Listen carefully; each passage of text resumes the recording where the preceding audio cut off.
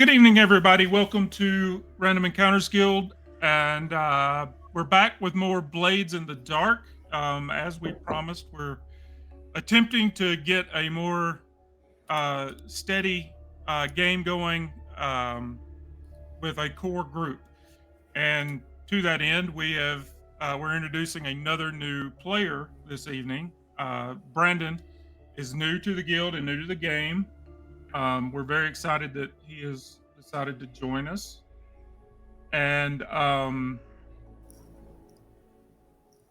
yeah, let's just do intros real quick. I am Guildmaster Scott. I run things at the Random Encounters Guild.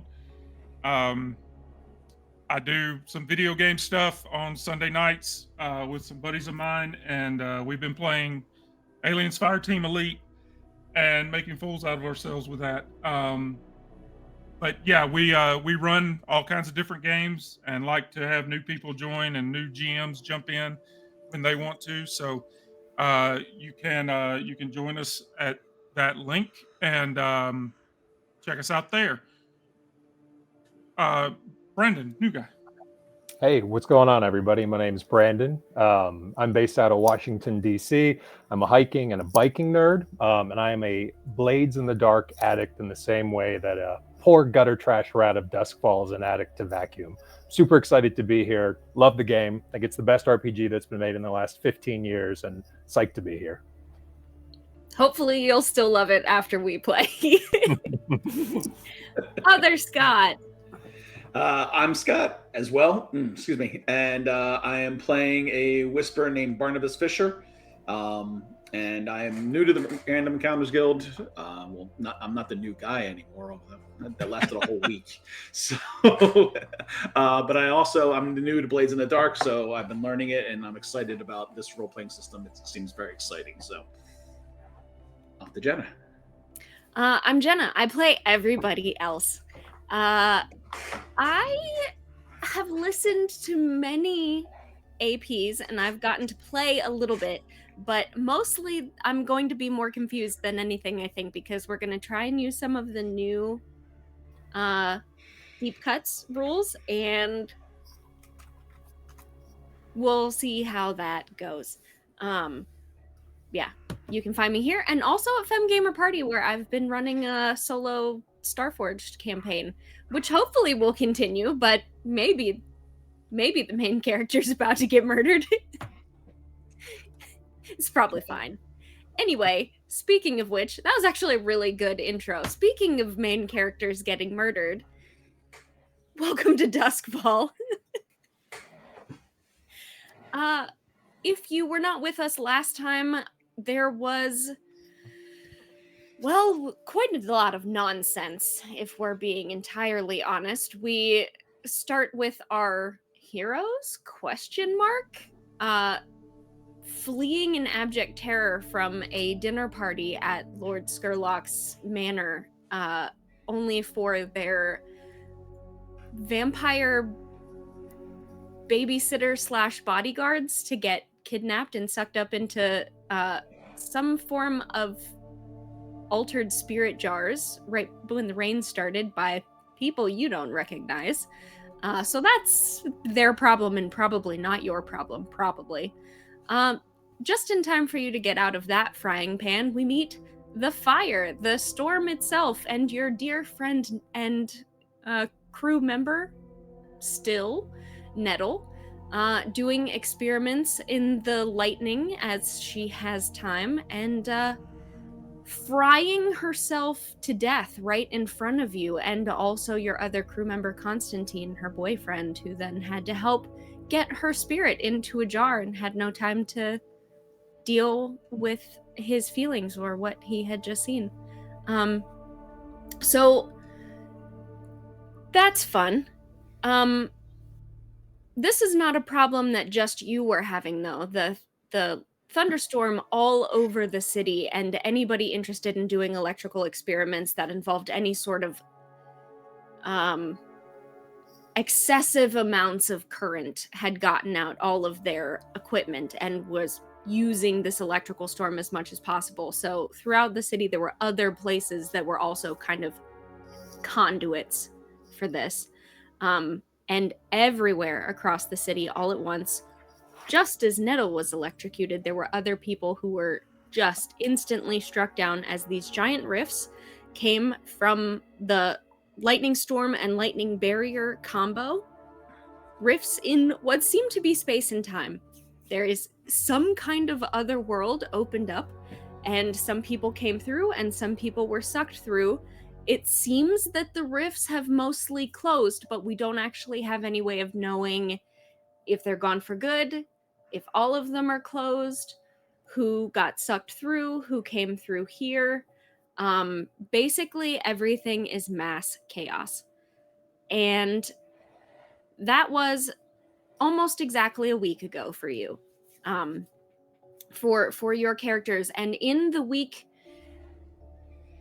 prior, in the week since then, the Imperial military has swarmed Duskball and made sure that everyone knows that everything is fine. And what you saw didn't actually happen that way. It was actually just some light refracting off phases of the moon pieces in the air. It's very complicated science. And there was an Imperial scientist who came and explained all of this in extensive detail to people. And no questions, please. There was an official write-up in all of Duskball's papers that all had the same corroborating story of exactly what happened, and anybody that says any differently is simply wrong, as we all know. So there is a heightened military presence, there is a heightened propaganda situation happening around here, and at this point there's still a lot of people wondering where their loved ones or professional colleagues have gone. A lot of people were hurt during the storm. There are now a bunch of displaced people from nowhere else. Don't worry about it. They have been here the whole time, who need help, attention, and aid. A lot of those people have kind of ended up in the Skovlander refugee camps just because that's just where the refugee camps are. So they were always Skovlander refugees. Excuse me. There are no new people, only Skovlander refugees. And they all look Skovlander, and if you don't think so, it's because you are racist and wrong, according to the Emperor. So you guys have had a very interesting week. It's been really fun for you. And amidst all that, you are still holding, by the skin of your teeth, you managed to get your dear friend Nettle's spirit into a jar before she fled and or ate someone. And you are holding a jar with your friend. You are also still have all of her notes from her experiments, and I believe that Barney picked up Henrietta? Yes. Okay. Brandon, you're in for a treat. Let me tell you about Henrietta. This crew has a darling mascot. Henrietta is, as far as they're concerned, because there have been some research and experiments, but Nettle didn't tell you about them. You'll have to find what's in her notes if you can. As far as you are concerned, Henrietta is a possessed porcelain cat doll with like frilly Victorian clothing. And she does not have her own eyes. You can put glass eyes into hers, and every once in a while they will look in a different direction from what you thought that they were looking in before. Scott hates Henrietta. Scott does not like her. And Henrietta as a concept for this game came up because Allie, our friend who played Nettle, I was like, what's a weird thing you find in this room? And she goes, oh, this. And just had the porcelain cat doll next to her. Just in the room. Just there. So every once in a while, I love her to Nettle death, but comes that back, we'll creeped have... me right out that she had it. Yeah, no, it's great. And I was like, oh, perfect, random cat doll. I'm definitely going to make the entire campaign about this. Okay. So the experiment of I will go ahead and tell you, Scott, just for your own heart and soul, that Nettle's experiment, the hawk Eddie, Nettle's experiment to try and duplicate Henrietta and make more porcelain dolls, the one that she was trying to use with the electrical storm was a frog, did not work. It did not seem to do what she had hoped, or maybe it did and then was shattered in the storm. But the porcelain frog, immortal emperor, rest his soul, is no more. But Henrietta is still with you. So that's all that. I would like to give Brandon an opportunity to, since I've been talking for 1,000 years now, go ahead and introduce your character. And I believe this is someone that we've definitely known the whole time, correct? You've always been in the crew? Yeah, Sebastian Vale, whose alias is Vale, spelled a little Go bit way different. back. He's very proud of that double entendre. You haven't seen Vale in a while now. You know that Vale has an on-again, off-again relationship with his drug dealer, Beryl. And he went hard on the vacuum in kind of the same sense that everybody did. But you've been hearing whispers that ever since the rifts opened up, Vale might be more interested in a bigger high now.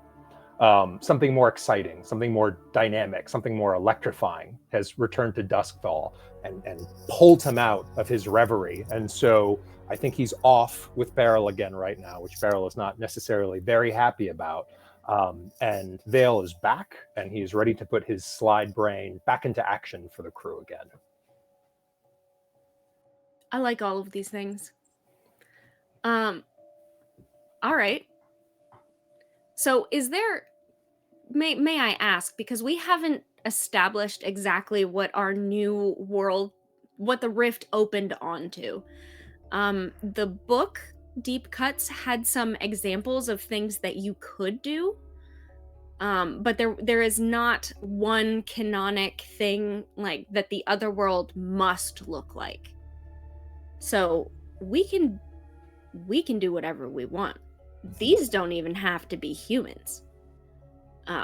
So is there anything in particular, and this is me asking from your character's perspective, is there anything in particular that your characters have noticed about the new world or the new people that have definitely not come through here? They've always been Skovlander refugees.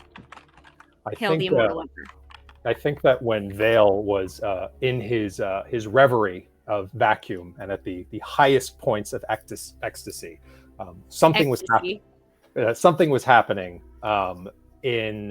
with these rifts opening up, and Vale saw shadows of impossibilities, mountains beyond mountains, things that were moving in different spheres, colors that he could smell, and he hasn't quantified or identified anything yet, but it is absolutely fascinating, and there's something new. The world of Duskfall is a dead, post-apocalyptic, stagnant world that has been dying, and a shot of life has just gotten into that right now. So while Vale doesn't understand what that is, it's almost a sense of vitality, a little splash of color, and a dead black and white world. He saw hope for the first time and is now addicted to it. He saw hope, and I think he was afraid of it, and he's thrilled by it. It's such an alien concept that maybe a more sane world would say that's a good thing. And I think he said no, that's tragic. That's horrifying. But what is this? Because I like it. Okay, so you're Jack Skellington, and you're finding Christmas Town. Got it. I saw Santa. The Scots over the past week. Is there anything or anyone in particular, or maybe even new advancements in technology, because there are a few of those as well, that your character has noticed over the past week? Is there anything that you want to tell us or add to the lore of this new world? I think from a Whisper perspective, he's always looking at the Spirit Veil and how it's interacting. And Barney has gotten word that the strangers don't react the same way with the Spirit Veil. Maybe they, like, when they die, they don't summon the crows. There's something different about them that they're not interacting properly with the spirit world. That is very cool. That is cool. I like that. Has the hawk noticed anything different or interesting? The answer is allowed to be no if you need to think about it. I don't think after what happened, I don't think he's really been. I mean, watching Nettle creeped him out, but she was also a friend. Watching that happen right in front of him, I think he's kind of withdrawn a little bit. But in the back of his mind is what happened to those guards. He's very interested in that and how that happened, and whether or not he could do that as well. Because Skurlock chasing him is not exciting. Most people don't like the idea of a vampire being after them specifically. That's understandable. So what he's interested in like trying to study and figure out is how those women did that, who those women were, where they came from, how they did that, so he can protect himself and his crew. Because I think Skurlock knows that they left with us and they never came back. So at some point. Well, to be fair, a lot of people went out that night and did not come back. Right. But yes. Skurlock definitely did not forget about you. So then it sounds to me like you've got some sort of emotional trauma that you are trying not to deal with by just putting your head down and trying to pretend like things are business as usual. Yeah. That feels like a reasonable, well-balanced approach. Perfect. Okay, so let's do a little bit of bookkeeping here. We can start with. I talked a lot last time. It is the nature of such things. I'm talking a lot right now.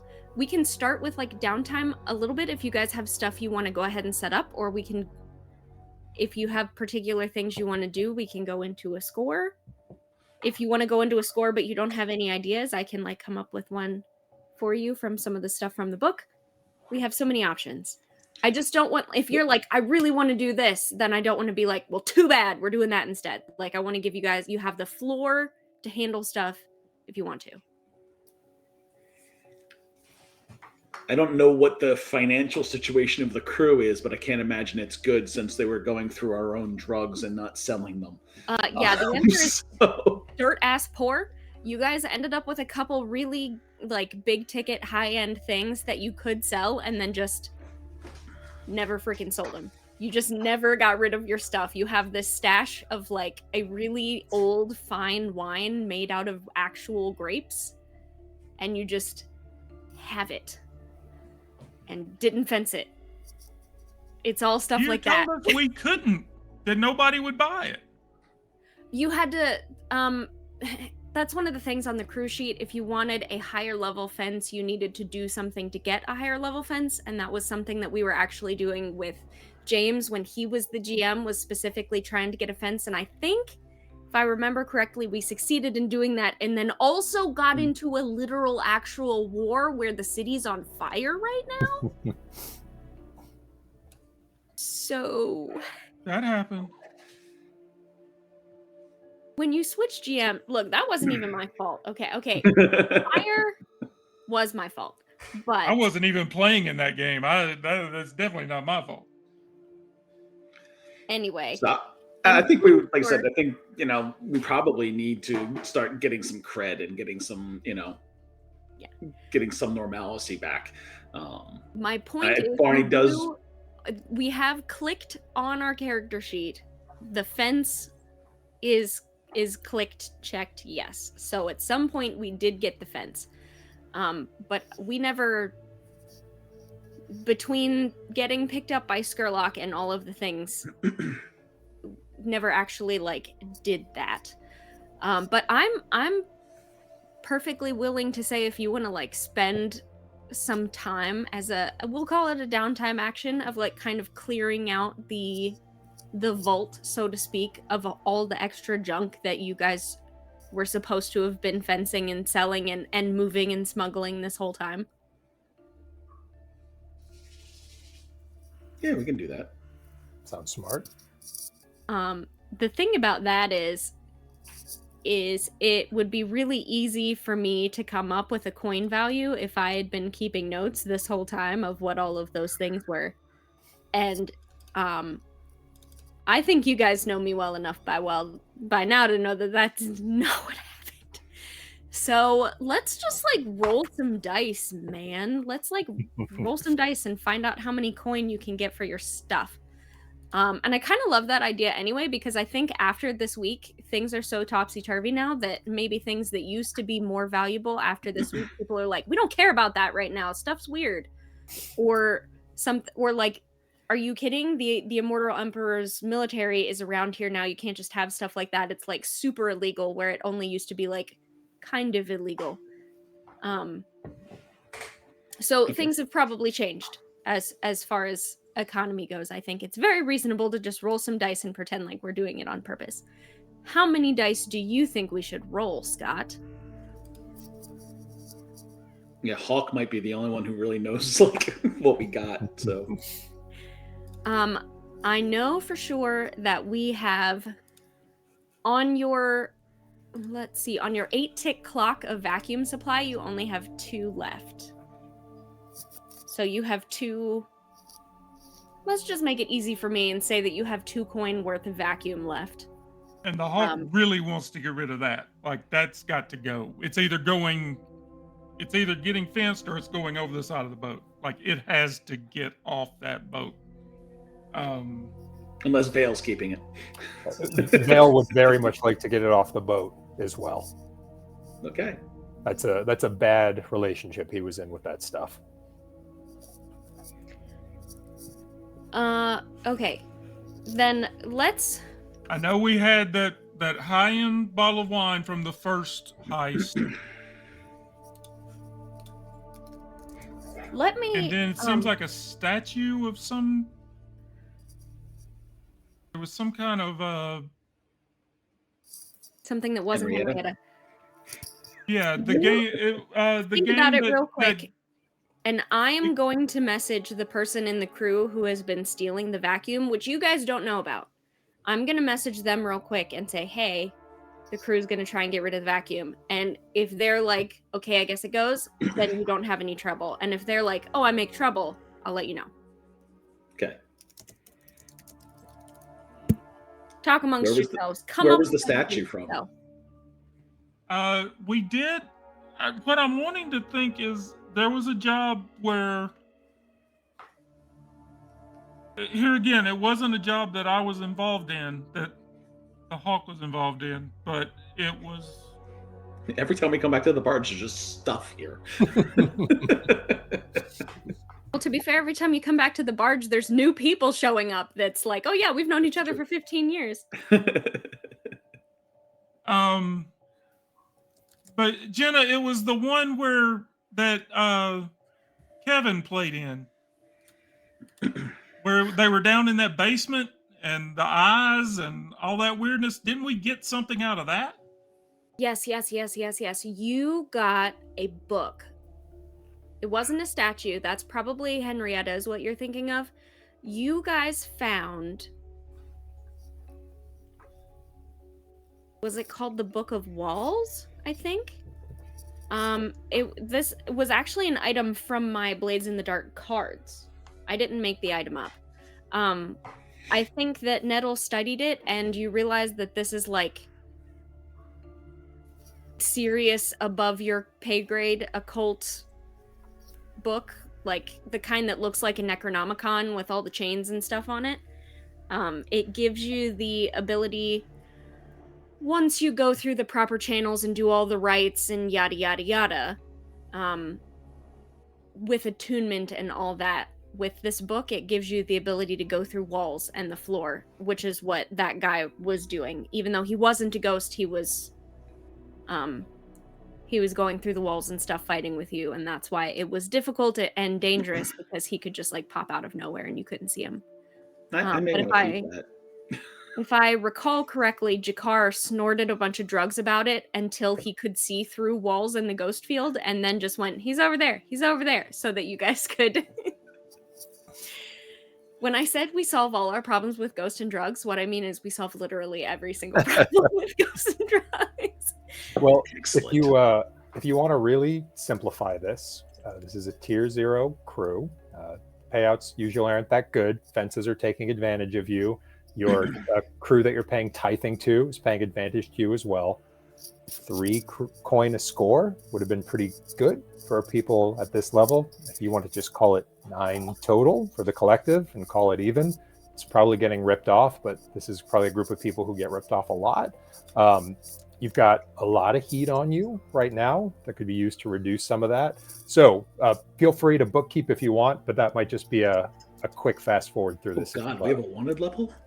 You do? Okay, then that sounds great. And you end up... I'm going to go ahead and call that 8 coin. It seems somehow you once again had less vacuum than you expected.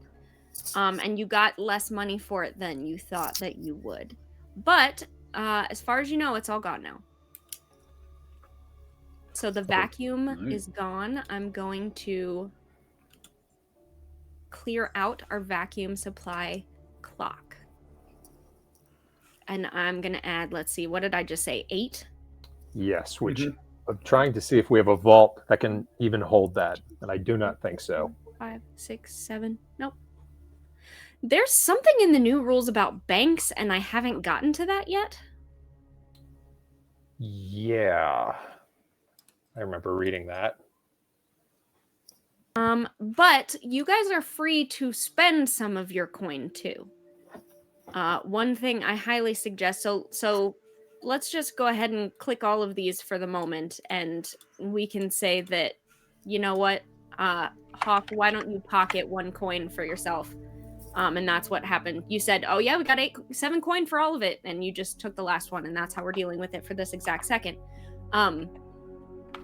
But you can spend coin on literally whatever you want, one of which is if you're doing downtime actions, you can spend coin for extra downtime actions, and you can spend coin basically to make your downtime actions better.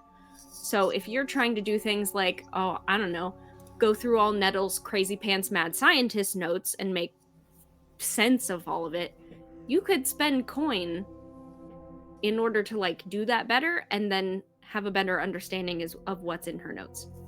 You can always stick your coin in the stash too, your personal stash, which is your retirement account, which tends to get very neglected, and not a bad idea. Although there is a penalty for drawing it out if you ever need to use it. Right. But that's boring. What you should do is spend it. This is financial advice from the Immortal Emperor himself. Herself, in your case. Oh, I love that. Didn't the boat take some damage in the Valentine's Day fiasco? I think so, because it got a little bit eaten by an electroplasmic eel demon. I knew we were being chased, but I don't remember if there was any damage that Like a actually little occurred. love bite. Just a little taste. I mean, some of that money should go to that. I mean, it's our home, it's our headquarters. It's not fancy by any means already. If we don't take care of it, we're going to be in trouble. You can totally upgrade your lair. You absolutely can. I also just looked at the bank rules. You cannot access a bank while you have a wanted level. So which I think... Yes, that's the whole point of this game, is having a wanted level. Well, look, regular upstanding citizens... John Harper! Here's the other thing, though, is in the new rules, they introduced having an actual... Like, not just a cover identity as in, like, a piece of paper or, like, a fake ID, but, like, you can have an actual cover identity that is your downtime actions. So, if you had a cover identity, like you're Batman and you're also pretending to be Bruce Wayne, Bruce Wayne could have a bank account. Yes, and it looks like there is also an official underworld bank, the Leaky Bucket in Tangletown, which, as long as you're on okay terms with the proprietor, they can do that. Now, that's not to say about interest rates, but you have the ability to do there. There's a cap on that bank of 20 coin, but it's accessible to scoundrels. Who wouldn't want to bank at a Leaky Bucket? That sounds so secure. I think you should do it. I love Tangletown. I actually don't know much about Tangletown because I'm very not good at reading. I don't, because of my processing disorders, reading is difficult. So I listen to a lot of APs. So if people playing the game don't go somewhere, then I don't know a lot about it. Yeah, Tangletown, as it's usually depicted, is a collection of smashed together wooden ships in the canals that have kind of formed into this L. Ron Hubbard-esque commune. And it is neutral ground, absolute neutral ground for gangs. And the penalty for violating that neutrality gets you turned into the Warriors kind of situation where all the other gangs are going to be after you. Gotcha. Okay, Nice. So I love that. And I think personally that you guys would have to be on good terms with them because you have a boat that you just shack up to it, right? I mean, like, these guys are your besties. You guys are twinning at all times. It's Duskfall Tortuga. Right? Or like the hotel from John Wick. I was like, Jack Yeah. Black, John Wayne. No. Big difference. Would have made a much better John Wick. Much better. Anyway, I have totally gotten myself sidetracked here. I think we definitely have enough coin for you guys to go up a level, but I feel like if I'm remembering correctly, there's also other stuff that has to happen in order for you to go up a level, so maybe you don't want to do that, but you can spend your coin on so many things. Hey, who's messing with the rep? I was just checking to see. Rep does have to be filled out before crew can advance. Okay. You're not allowed to add rep. I saw so that. We're not there. Yes, scoundrels. Someone's okay. adding tier as we speak. Thinking, oh, maybe we've got some territory, and if you have territory, you don't need quite as much rep. But no, so we can't quite advance yet. We're pretty close though. That's what happens when you make the crew sheet editable by all the players. Yeah, for some reason, I feel like we're so off track now, but it is what it is when your GM has ADHD. For some reason, they couldn't actually view the crew sheet anymore unless it was editable. Like, it wasn't like that before, and now this time when they signed in, they couldn't see it unless they were able to edit it. Unless that was a big fat lie, in which case, good job, guys. So I have a proposal. Unless you need to spend some of this coin right now to deal with some of your bodily ailments or anything like that, bribes.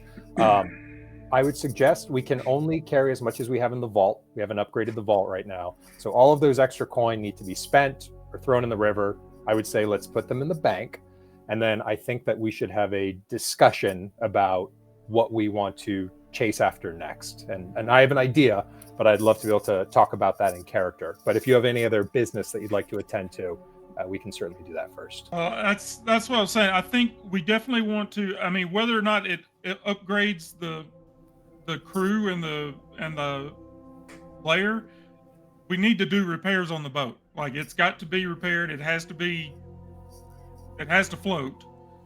And I don't know necessarily how it works in the game, but I'm sure we could purchase provisions for the crew because there's only like 180 of us. We're the West Marches of Duskfall. Yeah. So that's the question though. How much, like, would that be 1 coin to buy provisions and then 1 coin to repair the boat, or how does that work? I don't know how coins work. A coin is about a week's wages for a normal Good grief. person who's working through there. 2 coin is like a week's wages for a business. 4 coin is like a month's wages for a respectable kind of thing. They're not incremental. It's almost a logarithmic form of value, whereas 10 coin is like a fortune. But 10 1 coins wouldn't be, if that makes sense. The cruise sheet says we have a hostage on board. Yes. Yeah. Hawk wants him to go overboard as well. I'm fine with that. Jakar, let's just say Jakar has taken your hostage for a little stroll, and you don't need to worry about him at the moment. But Okay. yes, during Valentine's Day, when things got a little bit out of control, you accidentally, and I genuinely mean accidentally, kidnapped an extremely drunk nobility frat boy who, in a drunken stupor, like jumped on your boat and was too completely blitzed to like get back off of the boat. Okay. This was purely an accident on your part until Jakar found out that he's actually the son of one of the Leviathan ship families that Jakar had been working on that ship. And then he went, actually, we're keeping you. Gotcha. All right. So are we spending 2 coin to basically refit the boat? Is that the... There are lair upgrades. And there are crew upgrades. I'm wondering, I think refitting the boat, like what you're talking about, like shoring it up, sounds entirely reasonable. But I'm wondering if you don't want to reframe it to be one of the lair upgrades, like maybe adding a workshop or adding more quarters, or one of these is hidden. You have like a secret location. In our case, it would be like a secret location where you can dock the boat. We can't do that until we get enough rep, right? If we're doing the deep cut rules, coin gets you upgrades in the crew in that kind of way. In OG Blades in the Dark, it was filling up your XP tracker for that, and you could spend it accordingly.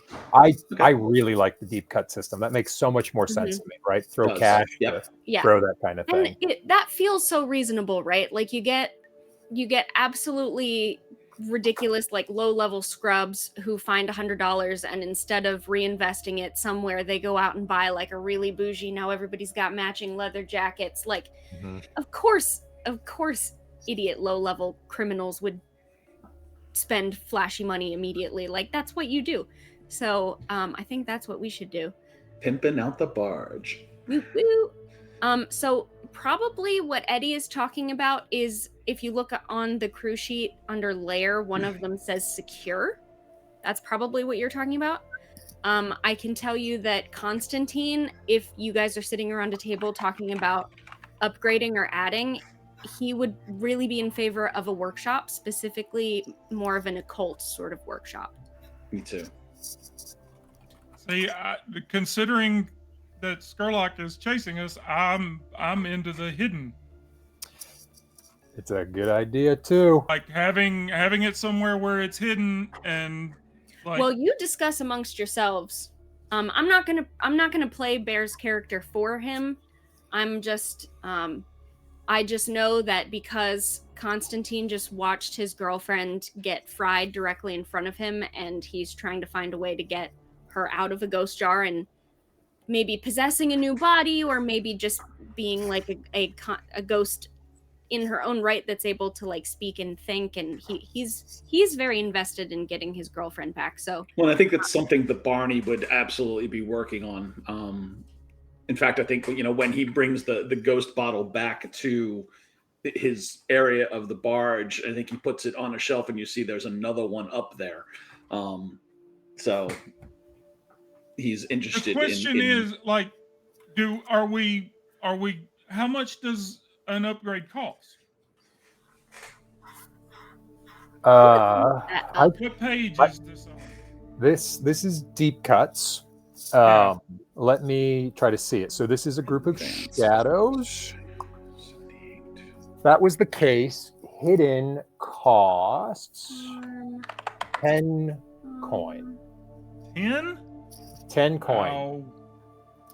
However, if you're going by deep cuts, shadows have that automatically. It's supposed to be something that comes with them. Oh, well, I knew that. But well, it's a change from normal to the deep cut version. Like I said, I'm trying to read through deep cuts. It takes me a long time because I'm literate. It's not that I'm bad at reading, it's that my brain takes a long time to understand the information. Well, if that's the case, if we already have a hidden spot, then workshop is fine with me. We can put in the workshop. I think you're arguing back and forth. How about this? Constantine tells you, look, that dumb jar from that lady that you want, if you want to make one of those, if you want to make a vampire jar, we need the workshop. Yeah, that's what I'm saying. Yeah, if we already have the hidden spot, then the Hawk is out. Like he doesn't care. I thought you were arguing for secure. Is the one You're that just I like thought. alarmed and Well, no, I was Lots just of alarm saying traps. if to repair the boat, but if we're going to consider an upgrade as a repair, then that's fine as well. But Workshop. That is 10 coin as well. You guys have 10 coin. Mm-hmm. And it's kind of a use it or lose it deal right now with what we have. let's do it. Okay. Let's put you it in a take a vote workshop. among the 150 members, most of which abstain. So, yeah, if you look along the side where we got the crew, there's so many people in this crew. That's okay. All right, perfect. So let's see. 1, 2, 3, 4, 5, 6, 7, 8, 9, 10. No, here. Okay. 10 coin. And we add a workshop. So,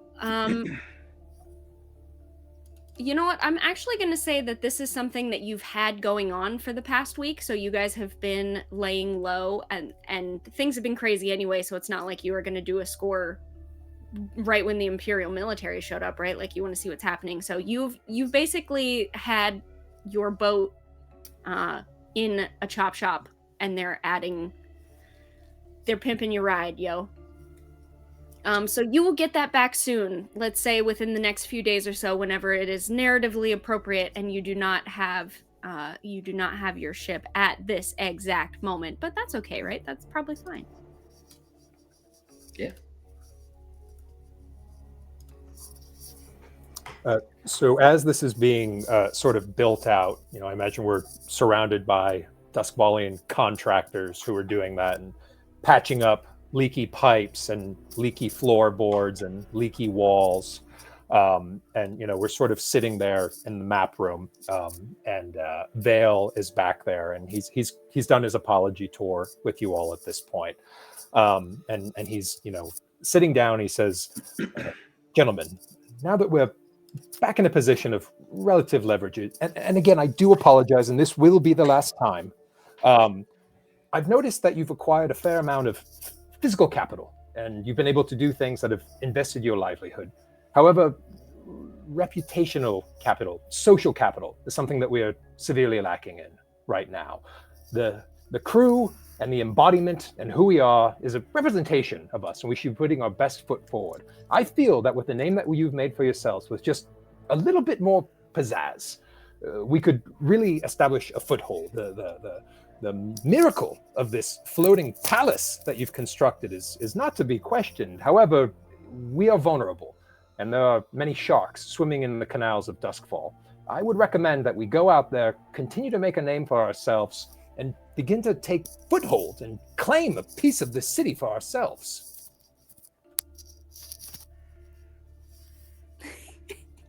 yeah, In the background, as he says floating palace, you hear, "I don't understand why they're trying to throw away my bottle collection. I need those to make my bombs. Leave the bottles."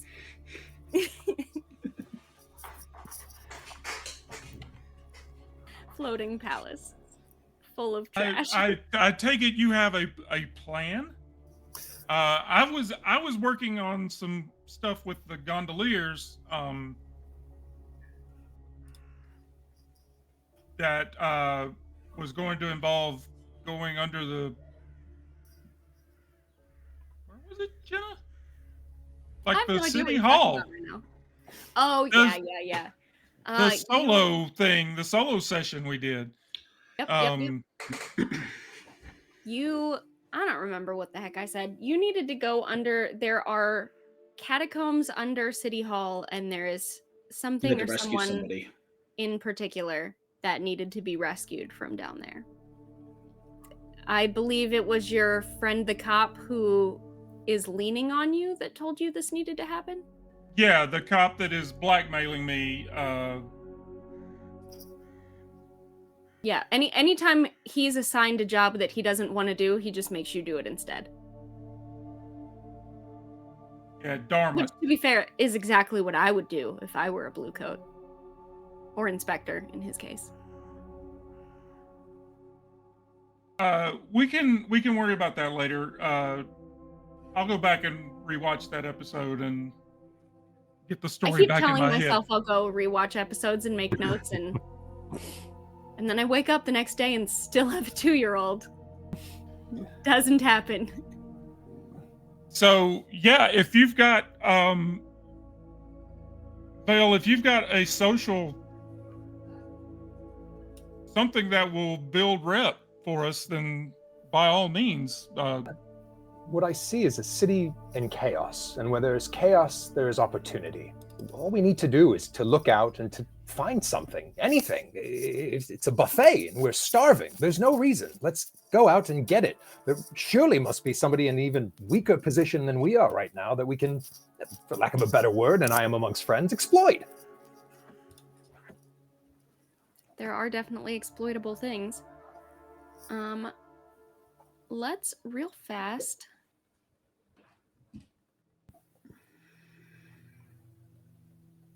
There are some scores and threats and stuff added in the Deep Cuts book, like as potential ideas. So there are some specifically for shadows. We can see if maybe any of these make sense. Let's take a look.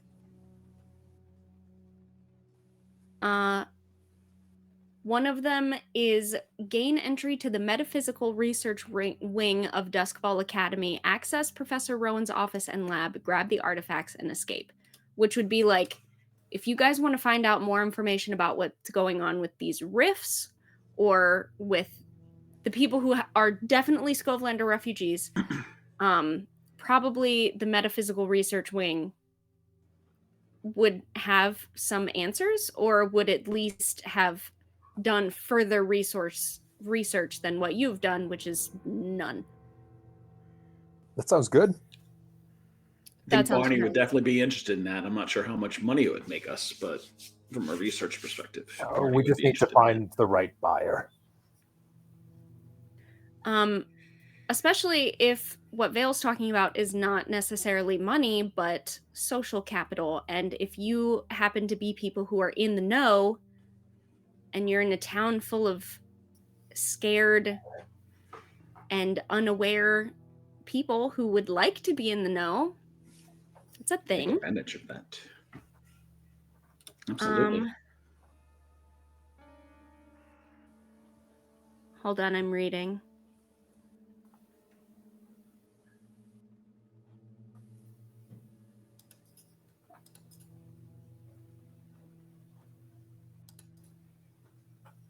There's so many words. Yeah, I'm looking at them too.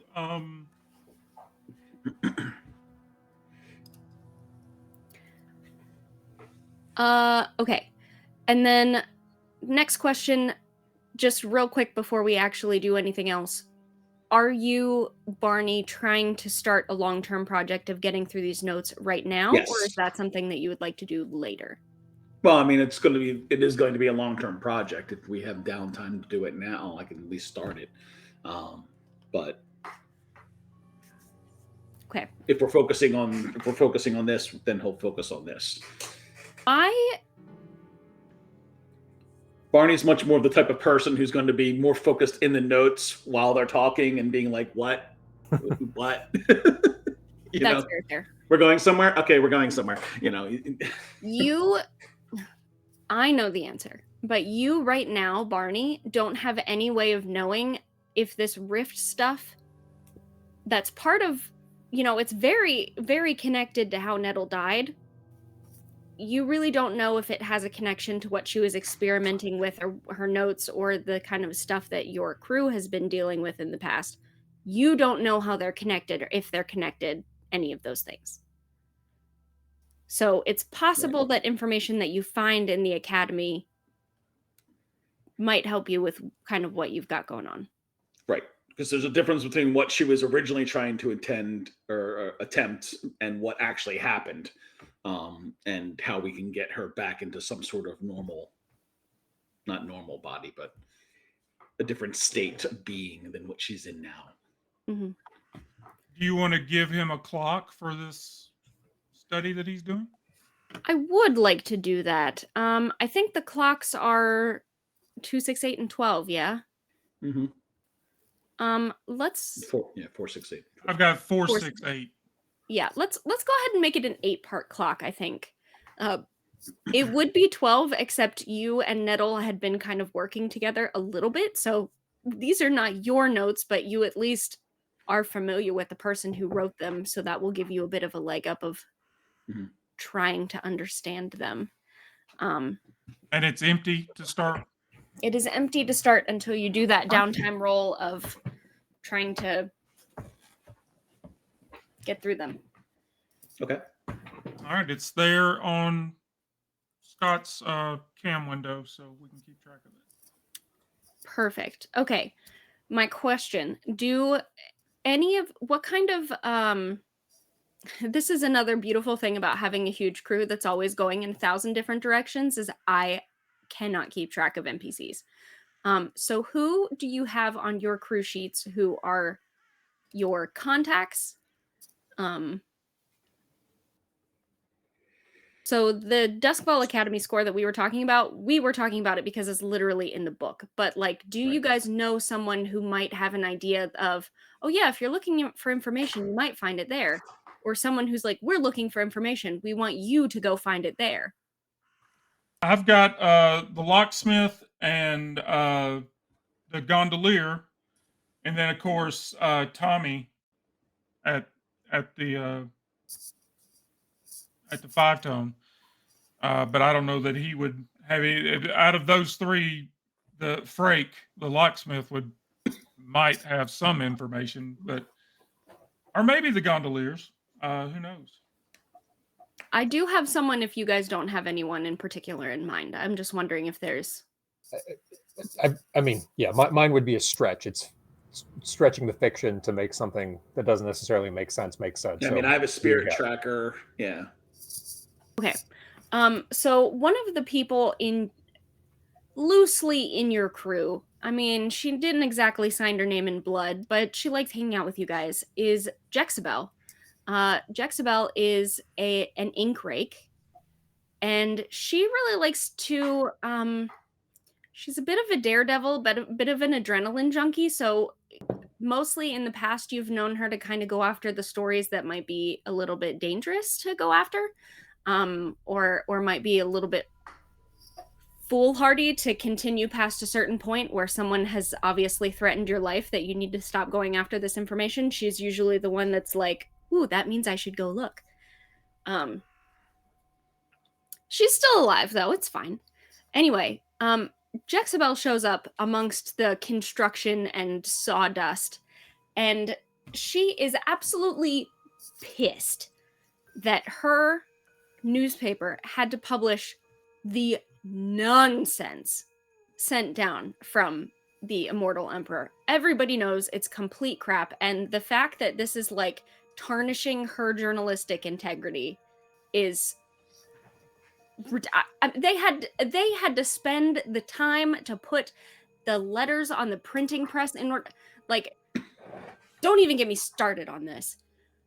So we need to figure out what the hell's going on here, because that electric storm was not nothing, and it wasn't light refracting off the moon or whatever, and these people that have shown up are not just from Skovland, damn sure not just from Skovland, and she is fired up about this, but she gets fired up pretty easily. And she tells you that she is working the case from every angle she can. And honestly, every ink rake in the city, let's be real, is trying to find out the truth of like where these people came from and what happened and what's going on. And there's a lot of being stonewalled and jailed and disappeared by Imperial military bluecoats. You know, it's hard to get places legally, and she's trying to call in everybody, basically. So she goes, okay, look, I'm obviously trying the legal routes too. However, I could use some help. I think that all this nonsense, well, okay, I don't actually know all the science crap that's going on with it, right? But Duskfall Academy knows all about the science crap. And I think if you were to get into the metaphysical research, which they don't let me in anymore, we're not going to talk about it, it's fine. But if you could get in there and maybe get like their notes, or if they have any experiments, or like, I don't know, whatever, right? Whatever, just anything, get it out. And then maybe that would help and we'd get some more information on this. I can't go with you this time. They have my picture up on the wall there, and we're not going to talk about it. But I have other things that I need to do, and if you guys could do that part, and then maybe we can meet up later and compare notes. Jexabo, of course, you're a revelation, and this is exactly the right thing to do right now. The only mistake you made was going to the law first. Of course, you should come to us. But we can take care of this, don't you think so, gentlemen? Indeed. For a certain amount of compensation, of course. Right. Compensation. The palace you see behind you is expensive to maintain.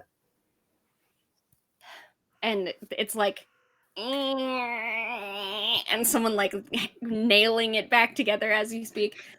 She goes, right, yes, expensive. You know, I've heard that about boats. The other thing I've heard about boats is that it's much better to just have a friend that owns a boat. So thank you, friend, for owning a boat. Just remember that that's your problem and not my problem. And she pulls out big piece of paper, right? She goes, standard, just the same as we've always done. I get exclusive rights if you find anything interesting, and all the normal stuff. We don't... I don't know what's going to be in there is the thing. I have 2 coin. If it's really interesting, if I can get multiple stories out of it, or it gets me multiple places, I might be able to reallocate more of the budget from there. But all I have at the moment is 2 coin. And with, of course, our standard understanding that you do not get caught by the bluecoats, correct? Of course we don't get caught by the bluecoats. Well, we're not interested in your coin. Well, we are. We're very interested in your newspaper, though. There is an opportunity here for when you're publishing this story to leave out certain details, but include other details as well. The name of this merry band is not being spoken upon above enough lips. Now, I know that you would use a sobriquet from us instead, but any way that you could use to advance our social standing, as it were, in the underworld would be greatly appreciated, and I'm sure your editors would be happy with whatever you were printing, so much as it was relevant to the story that was being told.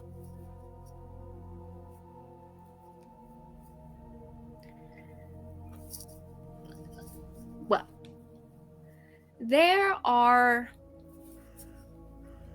certain artistic license phrases, we'll say, that those of particular means and knowledge in Duskfall would understand that might go over the heads of certain other people in Duskfall. And if one were interested in having a certain type of reputation, then one might want to be associated with those phrases in the paper.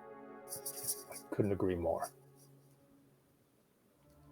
And if one wanted to have that in the paper, then one should bring me the information that I need. So I mechanically, if you wouldn't mind, since this is a lower payout, if we could maybe get a couple of more rep, yeah, as additional payout. Scots, what do you think about that? Mm-hmm. Yeah, absolutely. Yeah, I mean, we need to build the rep. Mm-hmm. That's one thing we haven't really focused on since starting this. I know a good bit about this crew. I haven't published everything I know about this crew because I think you're fun and I like to keep you around. But I do know that you have had in the past gotten yourself into a few situations and found yourself in a few places you maybe shouldn't have been. And I think if you are able to do that in a constructive way to get me the information that I need, we can build a really beautiful, mutually exclusive and beneficial relationship with each other, where my paper is getting more information to the masses than other inferior papers, and we are more read and more interesting and more paid for on the streets than other papers, and then you would then be well compensated from the compensation that we're getting. Do you see where this is going? Absolutely. We shall be the very essence of subtlety. As you always have been.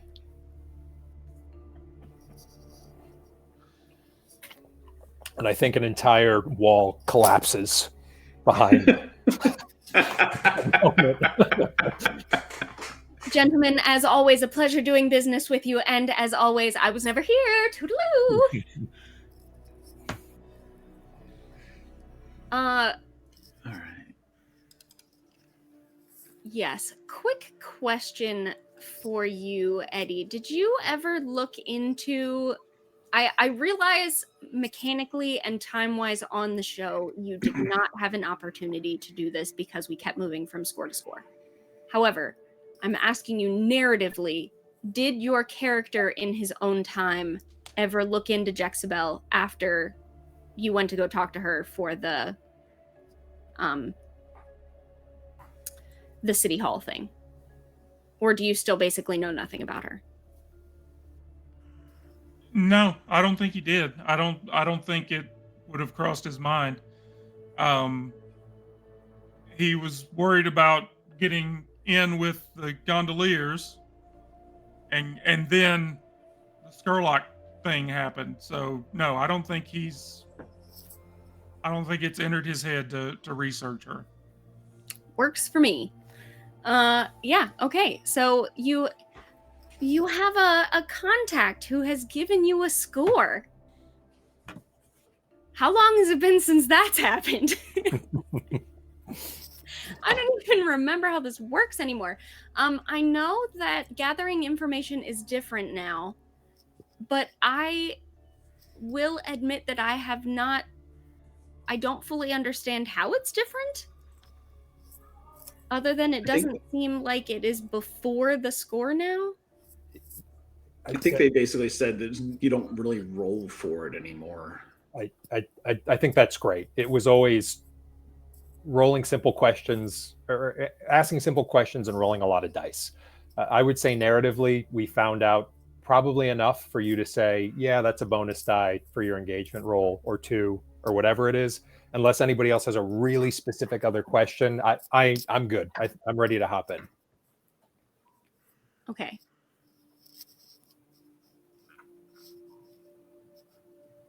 Okay, yeah. When a player wants to know something about the world around them, if they're gonna figure it out, then you just tell them. Okay, that makes sense.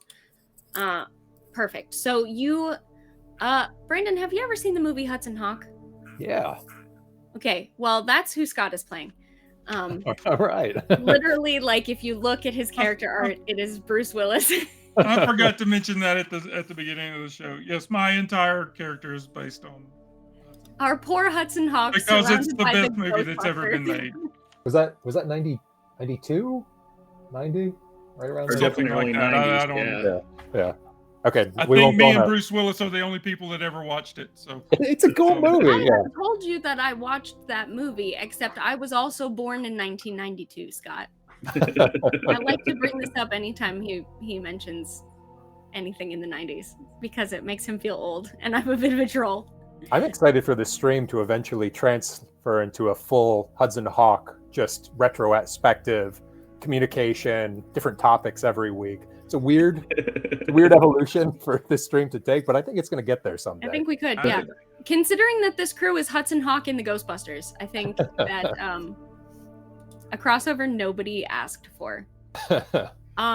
Yeah, I think that because Jexabel was specifically giving you information of where she wanted you to go, we can figure out what that entails later. I don't care. But I think it's entirely reasonable that counts as like a bonus for your, if there were like keys or something you needed, she would have been able to figure it out. She's very resourceful, that one. Is the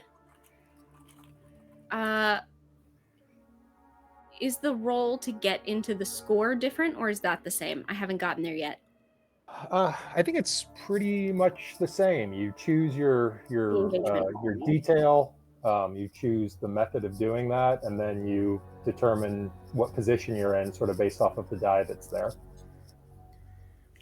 I think we can roll in here. I think that maybe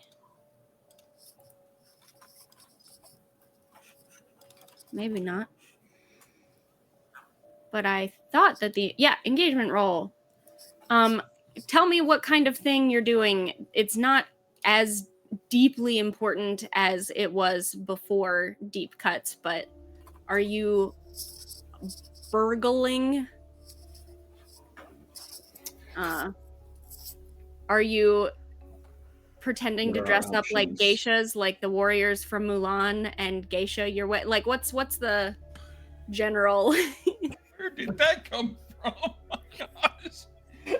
Yeah, I mean, I think it's a sneak, right? I don't think that there's people that want to be there. So I think it's really just a matter of, do we try to talk our way in there, or do, ninjas come in, but this time the ninjas are us? Be the ninjas you want to see in the world. Gandhi's. We're going into social. Yeah, you can. That's okay. So here's my question then. Let's just absolutely simplify this.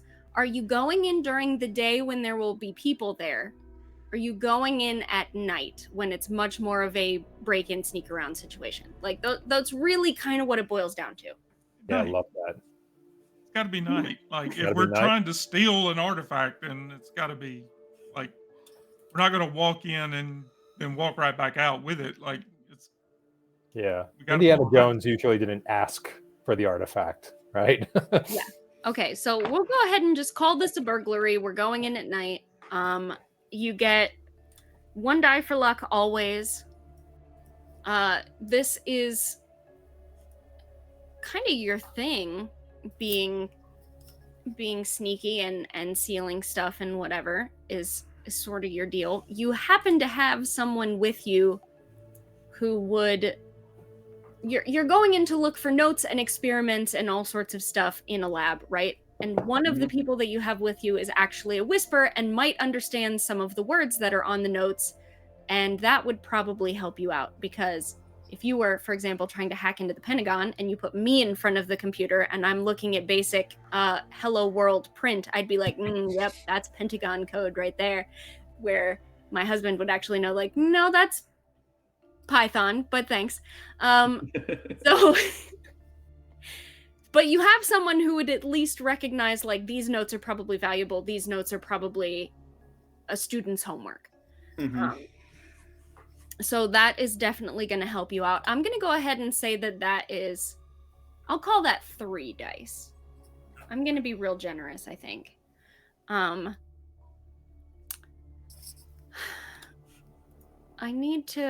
I wish that when it asked you how many dice you want to put on the engagement roll, that it brought up all the things that you're supposed to ask about. Like, that'd be nice. There are handout sheets, and I just always have to find them forever. And I'm never good at finding anything. I'm looking for, is it the simple rules? Yeah, there's one that's like, is this particularly bold or daring? Do you know what I mean? Like, there's like, oh yeah, so it's the list. Is it bold or daring? Take plus 1d. Is it overly complicated? Take -1. Is there a specific vulnerability that we're going after? Add 1d. Is there a vulnerability that we don't know about, or a defense? Take 1 away from us. were there any friends or contacts that helped? Add 1, enemies -1, and then as the GM, just like, are there any other horrific things you've got up your sleeve? Take some dice away. I never have Yeah, I horrific found things it. up my Yeah, sleeve. I am a pushover GM. It's on the GM reference handout GM reference, okay? on the bottom. It's right. always on completely different things. There things that you don't know about. Always. Are there big complicated things that you don't know about? Yes. So you would have been at 4 you would have been at 3 for having NPC help and having someone with you who can understand the notes and all that stuff. I'm gonna put you down to 2 for stuff that you don't know about. But if there is any other things that you would like to bring up, you are welcome. I'm open to negotiation. I think it sounds very fair. Gone. Submit. Agreed. Oh, awesome. A 2 and a 2. Okay, so you Starting show up bad. in your Catholic schoolgirl uniforms and go, "We lost our dorm key. Can you let us in?" Okay. Great. So with a 2, why is this? It popped up a second dice thing that I didn't need. Ridiculous. Absolutely ridiculous. So you start off in sort of a bad spot. Mm-hmm. Oh, there's a number of ways that you can start off in a bad spot. What would be kind of an interesting one? That is my. I love the terrible engagement rolls. It's nothing gets me more excited than seeing those 2s or those 1s. Well, Hawk, how would we be breaking in? I just was looking at the change to the lurk. Would we say that it's my action that is leading the group action? Of breaking in? We haven't really gotten to any actions yet. The engagement roll sort of just sets the scene that we come into. Oh, okay. Yeah, but I would say that narratively, you're saying you put your foot there, we're putting our foot there, and we are following. I mean, what I'm looking at, there's one of the new rules is if one of my actions is leading the group action, we all get a +1 die to push yourself rolls. Everybody. Cool. Okay, cool. Yeah. We'll keep that in mind as we're going through this. Yeah. Yeah. But That's I guess really just helpful in later. the movie that we're constructing right now, how are we trying to break into this facility? Were we doing the Ethan Hunt thing and going down on the wire? Were we going through a window, sewers? Well, that's what we've done in the past. What the Hawks kind of MO has always been is like staking, like casing the joint and spending some time watching people come and go and getting the rhythm of the building. I know how I'm going to do this. Awesome. But being at night, as we discussed, he would probably attempt to either access a window or like he has lockpicks, so we could get in through a back door. Oh yeah, and we have to choose our load. Yes. Are you going to be it's like visible, conspicuous, and Yeah, it changed. inconspicuous? Yeah, there's just like conspicuous or inconspicuous now, or I don't remember what the exact language is. But just like, do we look like we're there? Conspicuous and discreet. Yeah, do we look like we're there to cause some trouble, or if somebody took a passing glance at us, would we look, normal? I think Barney will be discreet. Yeah, the Hawk is always discreet. He'll never be like walking around like the Terminator. He's always got stuff on his person, but it's hidden. Okay, that's all discreet. So that means you can't be wearing something like armor now if you have a discreet load, which kind of makes sense. Oh, anything that requires 2 boxes you can't bring. Right. So no more, I got shot at the wedding, but I was secretly wearing body armor underneath my ball gown. I'm wearing a shadow cloak, and that's it. I don't have any kind of armor. I've got my shadow, my trench coat. Okay. So we're discreet. We're doing something in the way of that. Jenna, you got something cooked up? I do. Breaking through a window, and we are not starting off well. Well, you know, it's the damnedest thing. You're actually starting off fine. You go to open the window, you go to pick the lock. It's already unlocked. Well, Okay. You get through that classroom, silent. Convenient. Doesn't look like anybody's around. You go to pick the lock on the door. Door's already open. You're really good at this. Yeah, you're amazing. Got a really bad feeling about this. He's a psychic lockpicker. I know my GM. I've played enough games with my GM to know what's happening. Well, then what's So, happening? can I do a? I guess it would be a survey. 'Cause this is very suspicious. I don't know what you're The talking hawk is about. already on guard.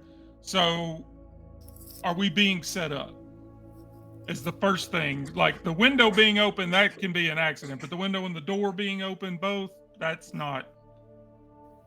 So, can I do a survey to see if I can surmise anything, or is that even a thing that is possible? Yeah, I think you can do that. Can you narratively tell me what it is that you're like? Are you like trying to slink around the hallways, or are you like trying to do like a Jimmy Neutron brain blast? Like, tell Well, me. no, tell me like narratively what's happening. I guess he would tell Vale and Barney,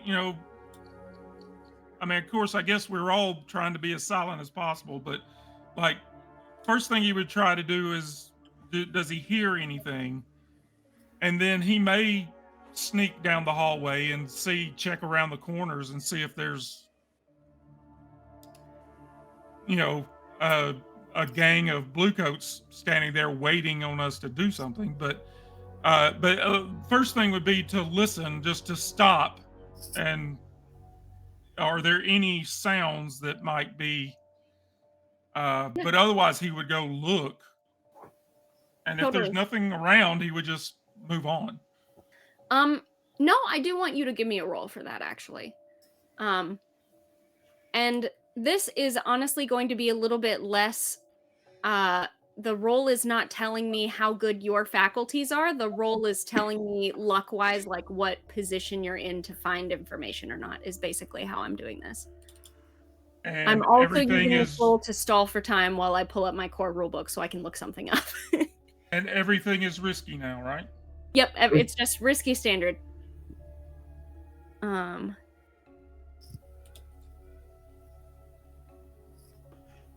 I don't get any bonuses at this time.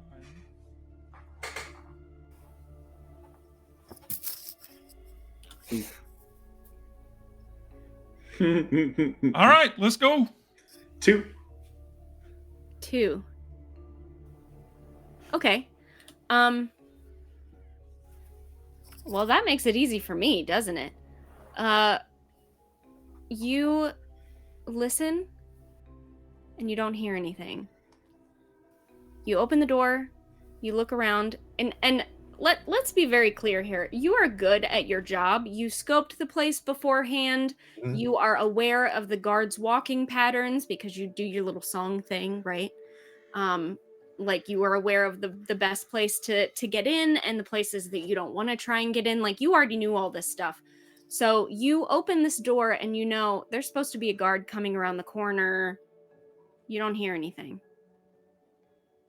You go listen. You don't hear anything. You look. He's already been knocked unconscious. Someone has already been through here. Well, it looks You're like not being set up. you're getting the rug swept out under you. Well, it appears somebody's already done the legwork for us. This isn't a robbery. This is a chase. And it is 10 o'clock, so I think that's where we're probably going to have to. So if you had rolled high, I would have been like, oh, maybe you see them, but you rolled low. I think they're already. I think that what you want is already not here. The princess is potentially in another castle. Awesome. This was the fastest score ever.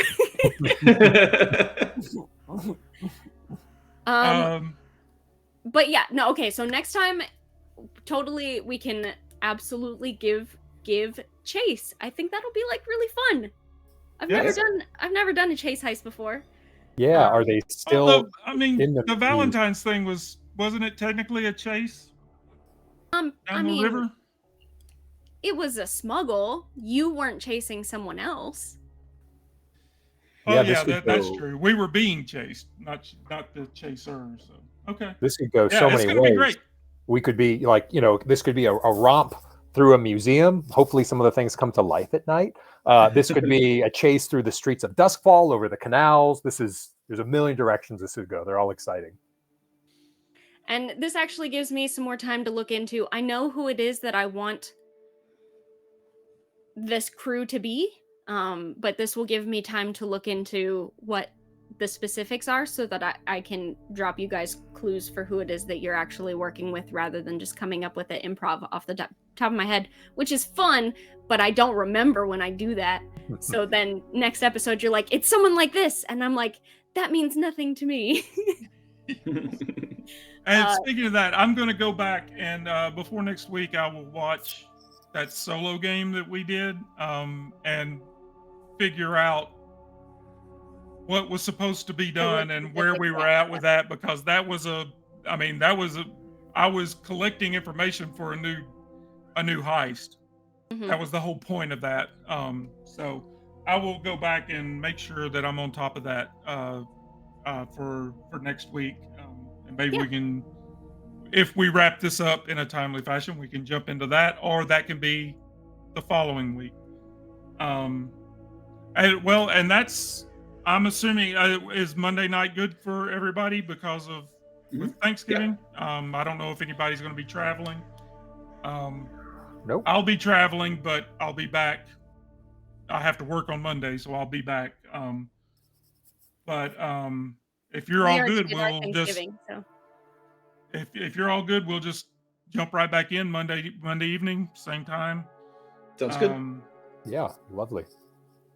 All right. Well, I guess that's going to be it for us.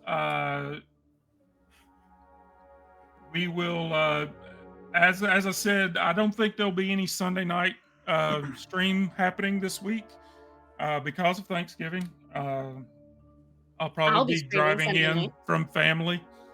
Yeah, will you still be doing Starforged? Mm-hmm. We might be getting murdered. We might be getting thrown out our own airlock. There's the link for that for Fem Gamer Party, our good friends over at Fem Gamer Party. When is Ambrica coming back anytime soon? Yes, we're still trying to figure out when and how and what that even looks like, because we need a new player. And also Donna's too powerful. They can't let me play again. Okay. Anyway, yeah, that's us. Say goodbye, everybody. Bye, everybody. Bye, everybody. We're going to raid Lollygaggers again, like we did last week. Looks like they're playing that down in Arizona Bay again, whatever game that is that they're playing. So we're going to give them a raid. So yeah, thanks for joining us, and we will see you next Monday night for more Blades.